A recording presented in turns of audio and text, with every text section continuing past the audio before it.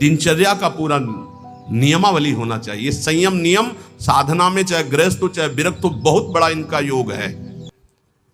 असंयम नहीं है, कभी मन आया तो 7 बजे जग गए, कभी मन आया 5 बजे जग गए, कभी मन आया 1 बजे जग गए, ऐसा नहीं होना चाहिए।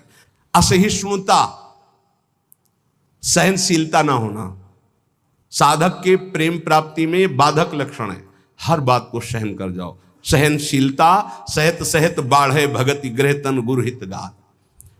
अपवित्रता, कई बार इस पर चर्चा हुई है। आजकल बड़ी अपवित्रता के चांस हैं, जैसे शौचालय और बाथरूम एक ही में सब है,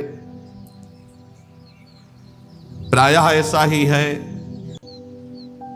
कुछ लोग उसी में लघु शंका करते हैं, बैठकर पूरे अपवित्र हो जाते हैं।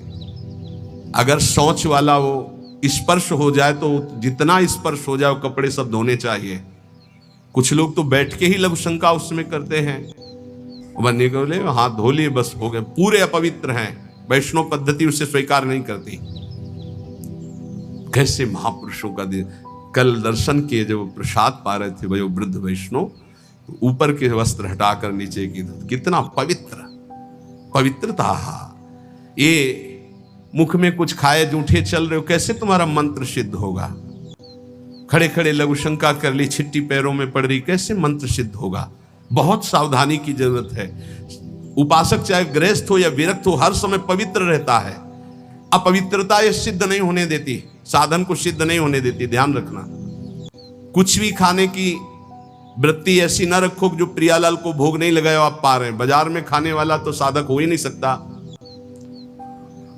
हम ये कह रहे हैं कि यदि आप बहुत ही गृहस्थ में हो और आपका मन कर रहा है कि भाई आज हम नमुक चीज पाए, तो आप पहले ये जांच करो कि जहां से ले रहे हो पवित्रता का विधान वहां है कि नहीं है। नहीं तो बहुत अपवित्र रहता है, आप अच्छे से समझ लीजिए।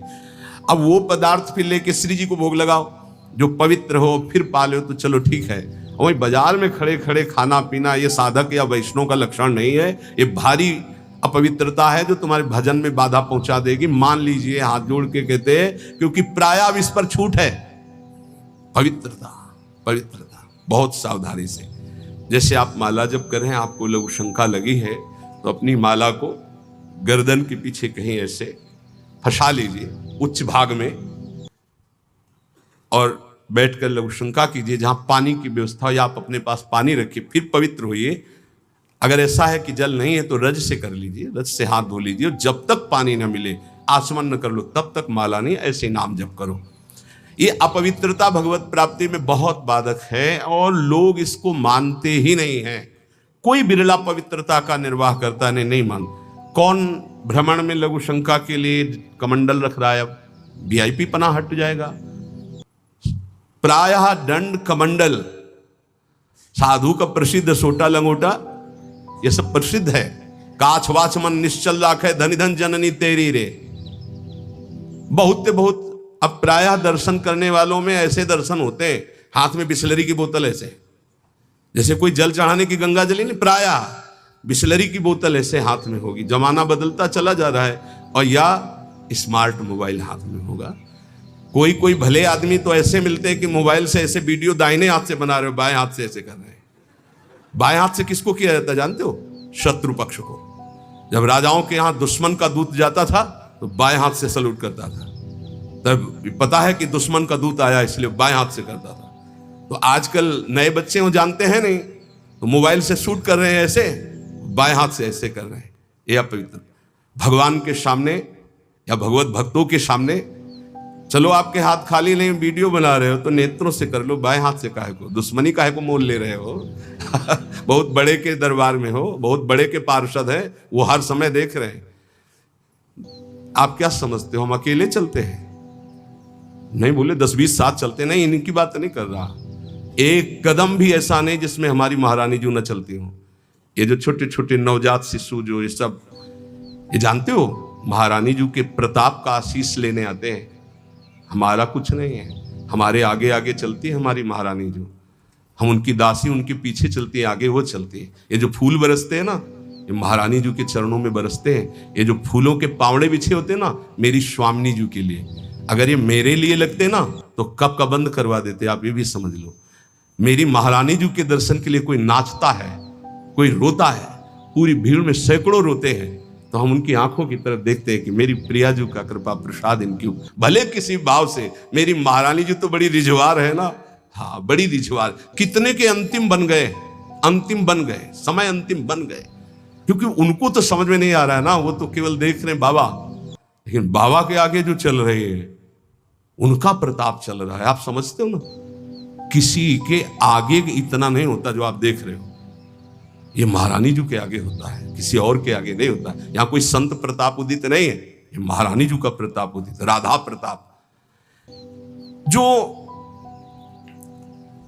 प्रसिद्धि और पुजवाने की इच्छा रखता है उससे प्रेम प्राप्त नहीं होता। प्रेम प्राप्ति में बाधक अपनी प्रसिद्धि और पुजवाने की इच्छा